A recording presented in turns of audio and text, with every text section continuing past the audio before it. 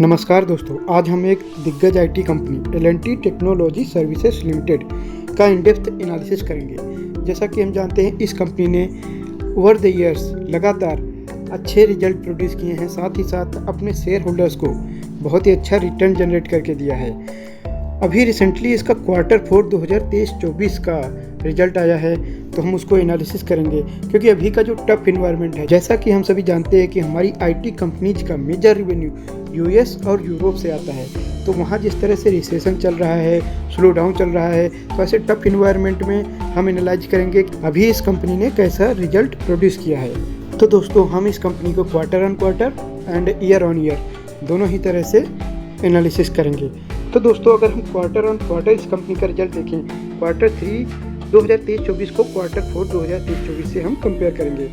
तो अगर Q3 2023-24 में हम इसका सेल्स देखें तो 2422 करोड़ का था, जो अभी बढ़कर 2538 करोड़ आया है। अगर एब्सोल्यूट टर्म में देखा जाए तो 116 करोड़ का ग्रोथ दिखाया इस कंपनी ने, लेकिन ये परसेंटेज टर्म में सिर्फ और सिर्फ 5% ही है। लेकिन अगर देखा जाए इस तरह के टफ इन्वायरमेंट में ये ठीक रिजल्ट है। वहीं अगर प्रॉफिट बिफोर टैक्स देखें तो 466 करोड़ का इस कंपनी ने दिखाया है प्रीवियस क्वार्टर में, Q3 2023-24 में, जो अभी बढ़कर आया है 471 करोड़, जो कि सिर्फ और सिर्फ 5 करोड़ की ही ग्रोथ दिखी है और परसेंटेज टर्म में 1% की मामूली ग्रोथ दिखी है।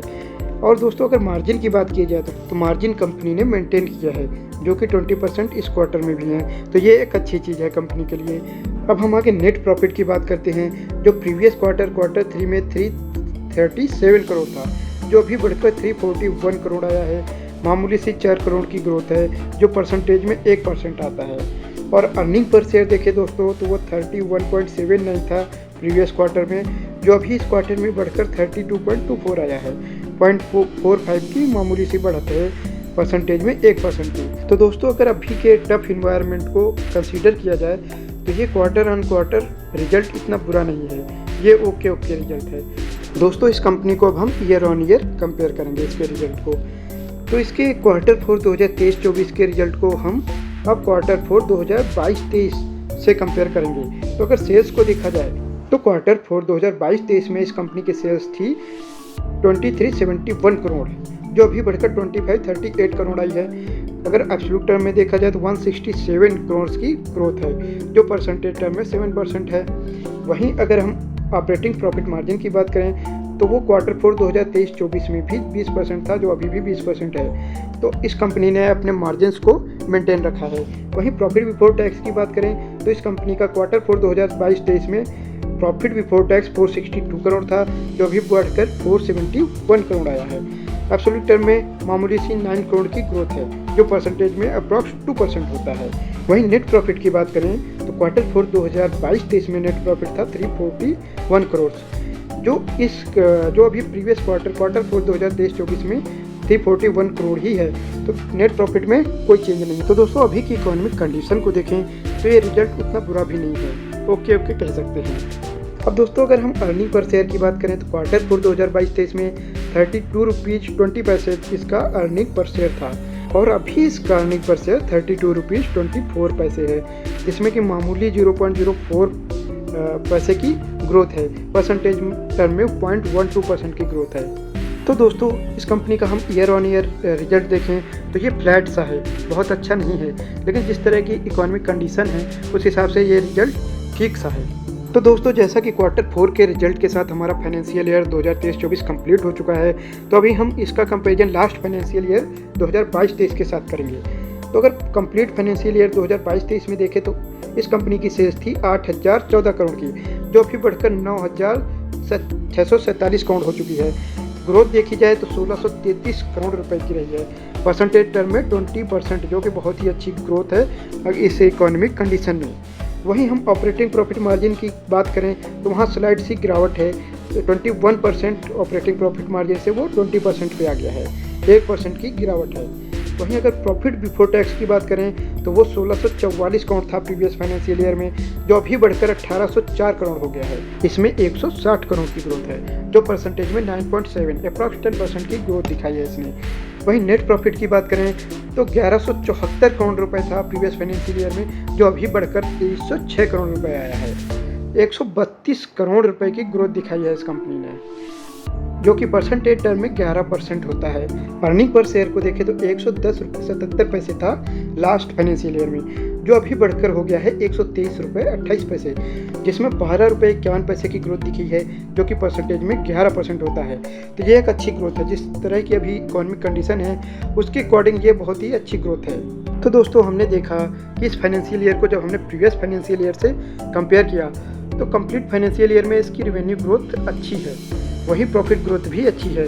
तो इस फ्रंट में देखा जाए तो इस कंपनी के रिजल्ट अच्छे आए हैं। अब दोस्तों हम इस कंपनी का एक हिस्टोरिकल ओवरव्यू लेते हैं। हम देखते हैं कि पास्ट कुछ ईयर्स में इस कंपनी के रिजल्ट कैसे रहे हैं। तो अगर लास्ट 5 ईयर्स में कंपनी के सेल्स देखें, जो कि कंपाउंडेड सेल्स ग्रोथ है, तो वो 14% रही है लास्ट 5 ईयर्स में। वहीं लास्ट 3 ईयर्स में 21% और लास्ट 1 ईयर में 20%। तो देखा जाए तो कंपनी ने last 3 year and last 1 year में बहुत ही अच्छा ग्रोथ किया है रेवेन्यू फ्रंट में, सेल्स में। वहीं अगर कंपाउंडेड प्रॉफिट ग्रोथ देखी जाए तो लास्ट 5 ईयर में 11% की है, जो कि अभी बढ़कर 3 साल के पीरियड में देखा जाए तो 26% हो गई है। वहीं लास्ट 1 ईयर में 14% की ग्रोथ दिखाई है इस कंपनी ने।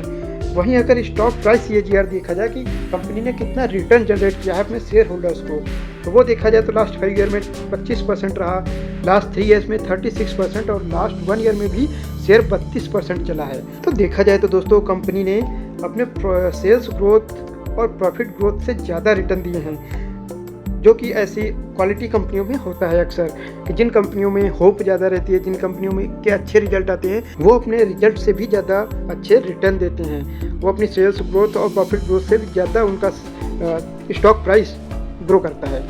अब हम इसका रिटर्न ऑन इक्विटी देखें तो वो 22% का एवरेज है 5 साल में, 3 साल में 21% और 1 साल में 24% है, जो कि बहुत ही अच्छा है। 20% से ज़्यादा रिटर्न ऑन इक्विटी ROE बहुत ही अच्छी मानी जाती है, जो कि इस कंपनी ने मेंटेन कर रखा है, जो कि बहुत ही अच्छी चीज़ है। अब दोस्तों हम इस कंपनी का शेयर होल्डिंग पैटर्न देखेंगे। अगर हम प्रमोटर को देखें तो वो अपना स्टेक बिल्कुल भी डिक्रीज नहीं कर रहे हैं, जो कि मार्च 2020 में 74.62 था, वो अभी मामूली सी उसमें कमी आई है और अभी 73.74 है। ये बहुत ही अच्छी चीज़ है। इससे पता चलता है कि कंपनी के प्रमोटर्स कितना कॉन्फिडेंट है इस कंपनी के बारे में। वहीं FIIs की बात की जाए दोस्तों तो वहाँ स्टेक जरूर कम हुआ है, 8.37 से गिर कर अभी 5.52% हो गया है। लेकिन अगर DIIs की बात करें तो वहाँ सिग्निफिकेंट ग्रोथ दिखेगी आपको, जो 4.88% था मार्च 20 में, वो अभी बढ़कर 12.09% हो चुका है। तो DIIs ने अपना स्टेक अच्छा बढ़ाया है। वहीं पब्लिक की बात करें तो 12% जो 2020 में था पब्लिक का शेयर होल्डिंग, वो अभी घटकर 8.65% हो गया है। लेकिन अगर हम नंबर ऑफ शेयर होल्डर्स को देखें तो अभी 95,537 से बढ़कर 2,43,374 हो गया है। इससे पता चलता है दोस्तों कि रिटेल इन्वेस्टर इस कंपनी में कितना इंटरेस्टेड है। हालांकि लास्ट फाइनेंशियल ईयर से इस फाइनेंशियल ईयर में कुछ गिरावट देखी गई है नंबर ऑफ शेयर होल्डर्स में, फिर भी एक अच्छे नंबर्स हैं नंबर ऑफ शेयर होल्डर्स, जो कि इस कंपनी में होंगे, क्योंकि ये कंपनी बहुत ही क्वालिटी IT कंपनी है। ऐसी कंपनियों का एनालिसिस हमें जरूर करना चाहिए।